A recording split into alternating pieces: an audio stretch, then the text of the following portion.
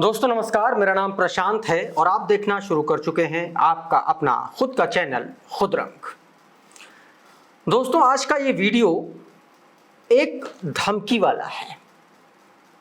धमकी किसने दी, किसको दी, ये अभी आपको पता चल जाएगा, लेकिन मैं इतना आपको ज़रूर बता दे रहा हूं कि ये धमकी किसी छोटे मोटे व्यक्ति को नहीं दी गई है। ये धमकी साफ तौर पर भारत के मुख्य न्यायाधीश chief justice of India Bhushan Ramkrishna Gavai को दी गई है।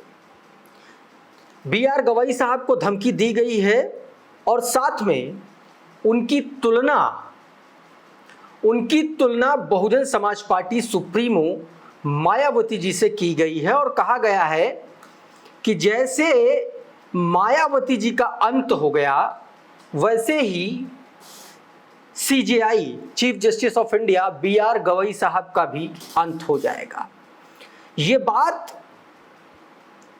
बहुजन समाज के उस व्यक्ति ने चीफ जस्टिस ऑफ इंडिया के खिलाफ कही है जो अक्सर बहन कुमारी मायावती जी को बहुजन समाज पार्टी को निशाने पर लेता है। मैं बात कर रहा हूं उदित राज की।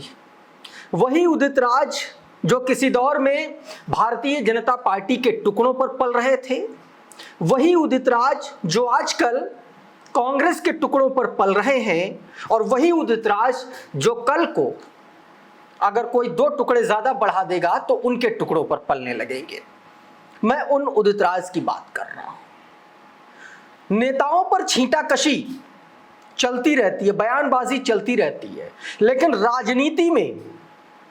राजनीति में सियासत में न्यायपालिका को घुसाना, या यूं कहें कि न्यायपालिका के निर्णयों में, न्यायपालिका के फैसलों में राजनीति की एंट्री, और इस कदर धमकाने वाली एंट्री इस देश के लोकतंत्र के लिए और संविधान दोनों के लिए खतरनाक है। और यह बात कौन कह रहा है? जो संविधान बचाने का डंका पीटते हैं। राहुल गांधी हर वक्त अपनी जेब में एक संविधान की प्रति लेकर के घूमते हैं, जहां कहीं भी होता है ऐसे दिखा देते हैं। उनकी पार्टी के उदित राज हैं और वो धमका रहे हैं चीफ जस्टिस ऑफ इंडिया को। कह रहे हैं, हेडलाइन देखे जरा, हिंदुस्तान की ये हेडलाइन है और बाकायदा ये बयान दिया। आज मैं इसको पूरे विस्तार से डिकोड करूंगा। कह रहे हैं कि मायावती की तरह अंत निश्चित। CJI गवई पर ये बोले हैं कांग्रेस के नेता। दोस्तों अब मामला मैं आपको पूरा समझा देता हूं। दोस्तों बिहार का विधानसभा का चुनाव होना है और बिहार में इस बार लोकतंत्र के खतरे का जो तरीका है ना, लोकतंत्र का खतरा, जब मैं कह रहा हूं लोकतंत्र खतरे में है तो इसको कोट अनकोट करके देखिएगा आप, क्योंकि यही शब्द, यही वाक्य और आरक्षण को खत्म करने का ढिंढोरा पीट करके इंडिया गठबंधन के तमाम सारे दलों ने 2024 में इस देश के बहुजन समाज को बेवकूफ बनाया था। और अब SIR को लाया गया है बिहार चुनाव से पहले। मैं कम से कम यह दावा नहीं करता कि SIR गलत है या सही है, और मैं ये दावा करने वाला कोई होता भी नहीं। सुप्रीम कोर्ट जाने, इलेक्शन कमीशन ऑफ इंडिया जाने और इस देश के तमाम सारे पॉलिटिकल स्टेक होल्डर जाने, इससे मेरा कोई मतलब नहीं। मैं सिर्फ खबर आपको बताने आया हूं। खबर यह है कि SIR का मुद्दा छाया हुआ है और मामला सुप्रीम कोर्ट की दहलीज पर है, सुप्रीम कोर्ट की चौखट पर है।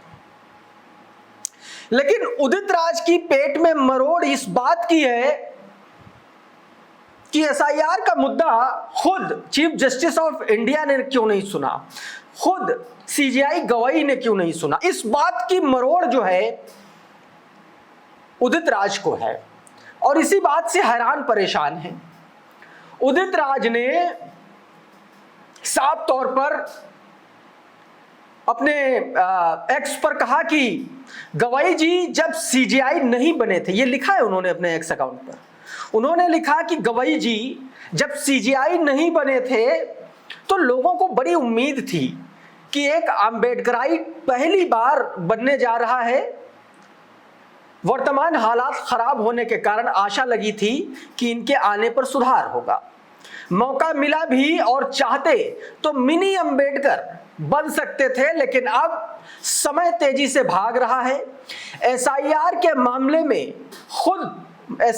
मामले को इन्हें खुद सुनना चाहिए था और ये लोकतंत्र को बचाने का मामला है। अभी कुछ कर जाते हैं तो ठीक, वरना मायावती की तरह अंत होना निश्चित है। ये बात Udit Raj chief justice of India के लिए कह रहे, अंत होना निश्चित है, मायावती की तरह अंत होना निश्चित है। बहन कुमारी मायावती जी की तरह अंत होना निश्चित है।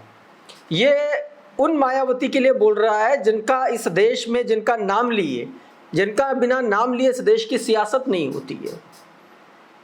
और ये उसी तरीके से उन्हीं पार्टियों के आश्रय से उगे हुए बहुजन समाज के वो नेता हैं जिनको मान्यवर साहब क्या कहते थे, आप लोगों को पता है। खैर, तो चीफ जस्टिस ऑफ इंडिया के लिए इस तरीके के शब्दों का इस्तेमाल किया गया। इससे पहले इस व्यक्ति ने बहन कुमारी मायावती जी के लिए भी बयान दिया था, आप लोगों को याद होगा। इसने कहा था कि मायावती जी का गला घोंट देने की इसने एक तरीके से बात कही थी। वो बयान भी मैं भी आपको सुनवाऊंगा। लेकिन आप सोचिए कि सीधे तौर पर आप ये समझिए, अब आप इस बयान को, इस धमकी को ऐसे समझिए कि आप हमारे मुताबिक काम करो तो आप अच्छे, आप अगर सही बात कहने लगोगे तो आप बुरे। चीफ जस्टिस ऑफ इंडिया, इस देश की न्यायपालिका अपने तरीके से काम करती है। न्यायपालिका कांग्रेस के चिंटू, कांग्रेस के चमचा उसमें नहीं भरे हैं। वो लोकतंत्र के जो 4 स्तंभ है उनमें से एक है। वो कांग्रेस के कहने पर नहीं चलेगी कि कांग्रेस के चिंटू नेता उदित राज कह रहे हैं कि एसआईआर का मुद्दा सीजीआई सुने, तब वो सुनेंगे। उदित राज जैसे नेता इस तरीके की स्थिति रखते। मायावती जी के लिए क्या इसने कहा था, एक बार सुनिए। एक बार कि कृष्ण ने कहा कि अपने सगे संबंधियों को कैसे मारेंगे, तो कृष्ण ने कहा कि कोई सगा संबंधी नहीं है, न्याय के लिए लड़ो और मार दो, अपने लोगों को ही मार दो। तो आज उसी मोड़ पर हमारे कृष्ण ने मुझे कह दिया है कि सबसे पहले जो अपना दुश्मन है उसी को मार दो, और जो सामाजिक न्याय का दुश्मन है जानते हूं, मैंने अपने प्रेस रिलीज में लिख दिया है। वो सुश्री मायावती ने जो सामाजिक आंदोलन का गला घोटा, अब उनका गला घोटने का समय आ गया है। उदित राज ने ये बात कही थी मायावती की। दोस्तों, सीजीआई गवाई साहब देश के 52वें चीफ जस्टिस ऑफ इंडिया हैं और मेरे ख्याल से नवंबर तक बीआर गवाई साहब का कार्यकाल बचा हुआ है। इस देश के दूसरे दलित समाज से आने वाले, महार कम्युनिटी से आने वाले पहले और दूसरे दलित समाज से आने वाले चीफ जस्टिस ऑफ इंडिया है। पहले बौद्ध चीफ जस्टिस है, ये बात उन्होंने खुद कही थी। अक्टूबर में मेरे ख्याल से या नवंबर में उनका कार्यकाल समाप्त हो रहा है। और उसके बाद दोस्तों जस्टिस मेरे ख्याल से सूर्यकांत या उनका नंबर आने वाला है, भावी जो चीफ जस्टिस ऑफ इंडिया बनेंगे। अब एसआईआर का मुद्दा सीजीआई नहीं सुन रहे हैं, इस बात की मरोड़ इस व्यक्ति को है। अच्छा, एसआईआर का मुद्दा जो है सुप्रीम कोर्ट में जस्टिस सूर्यकांत और जस्टिस जयमाल्या बागची की बेंच में इस पर सुनवाई चल रही है। और इस बात से ये आदमी नाराज था कि सीजीआई के बेंच में इस पर क्यों नहीं मामला चल रहा है। यह व्यक्ति चाहता था कि अगर कोई भी इधर उधर निर्णय आ जाए तो गेंद हमेशा इसी के पाले में रहे, इसके पाले में आए तो सीजीआई इधर उधर से उनको आलोचना की जाए, और अगर इसके पाले में नहीं आए तो ये खुद अभी से जो धमकी दे रहा है ये आगे और ज्यादा धमकी देगा। कायदे से ऐसे नेताओं पर मुकदमा होना चाहिए। सुप्रीम कोर्ट का मामला, इस देश की सबसे बड़ी अदालत का मामला, और चीफ जस्टिस ऑफ इंडिया को उनके अंत करने की धमकी देने वाला ये व्यक्ति ऐसे ही घूम रहा है। अच्छा, एक और खबर मैं आपको बता दूं, शॉर्ट में बताता हूं, क्योंकि चीफ जस्टिस ऑफ इंडिया अपने निर्णयों के लिए जाने जाते हैं। उन्होंने अभी हाल फिलहाल में एक फैसला दिया, बड़ा इंपॉर्टेंट फैसला। हाई कोर्ट के फैसले को उन्होंने पलट दिया। तेलंगाना हाई कोर्ट का एक फैसला था जिसमें डोमिसाइल पॉलिसी के तहत मेडिकल कॉलेजों में डोमिसाइल पॉलिसी के तहत उनको कोटा मिलना चाहिए था और इसको लेकर के एक मामला चल रहा था। मामला दरअसल ये था कि तमाम सारे लोगों ने एक याचिका लगाई कोर्ट में और उसमें यह कहा गया कि जो तेलंगाना सरकार की डोमिसाइल पॉलिसी है और तेलंगाना सरकार की पॉलिसी ये है कि आपको कंसेक्यूटिव 4 साल तक लगातार उस राज्य में पढ़ाई करनी पड़ेगी, उसके बाद ही आपको मेडिकल कॉलेज में डोमिसाइल पॉलिसी के तहत कोटे का फायदा मिल सकता है। ये बात थी। ये मामला हाईकोर्ट में पहुंचा। तेलंगाना राज्य बनाम अन्य और कल्लूरी नागा नरसिम्हा अभिराम और अन्य मामले की याचिका थी। ये तेलंगाना हाईकोर्ट पहुंचा और हाईकोर्ट ने तेलंगाना राज्य की उस पॉलिसी को रद्द कर दिया, कहा नहीं ये सब नहीं होगा। इसी मामले में तेलंगाना की सरकार सुप्रीम कोर्ट पहुंची थी और सुप्रीम कोर्ट में चीफ जस्टिस ऑफ इंडिया की बेंच ने साफ तौर पर कह दिया कि नहीं, सरकार से कहा नहीं आप लोग ठीक हैं, आप लोगों का फैसला एकदम सही है। अगर आपको मेडिकल कॉलेज में डोमिसाइल पॉलिसी के तहत कोटे का फायदा चाहिए तो आपको लगातार 4 साल तक रह करके वहां पढ़ाई करनी पड़ेगी।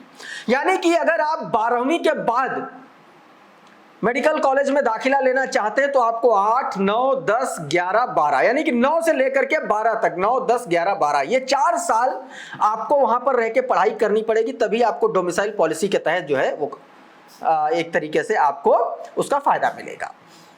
इस फैसले के बाद दोस्तों, इस फैसले की हर तरफ आप ये समझिए कि तारीफ हो रही है चीफ जस्टिस ऑफ इंडिया की। तो दोस्तों इस तरीके से सीजीआई एक तरफ जहां वो सुनवाई नहीं कर रहे हैं उस मामले की, तो उदित राज जैसे चिंटू नेता उनको धमका रहे हैं। दूसरी तरफ सीजीआई गवाही का एक ऐसा फैसला जिसने राज्य सरकार के फैसले को सही साबित कर दिया। और तेलंगाना में सरकार किसकी है ये उदित राज से पूछना चाहिए। इस वीडियो में फिलहाल इतना ही। बहुत बहुत शुक्रिया, बहुत बहुत धन्यवाद। आप जुड़े रहिए आपके अपने चैनल खुदरंग के साथ। नमस्कार।